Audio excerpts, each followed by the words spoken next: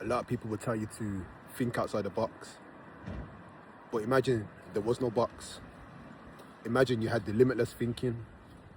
Imagine where your thoughts would go. Actually, imagine where your life would go if there was no boundaries on what you could do or where you could go in life. And I think it's important to have that mindset. A lot of us put boundaries on ourselves and tell ourselves that we can't reach that point, but you actually can if you just change the way you think. Picture a kid, have a conversation with one, and you'll see that their thoughts, there's no boxes, there's no boundaries. They will be anything. Ask a kid, what do you want to be?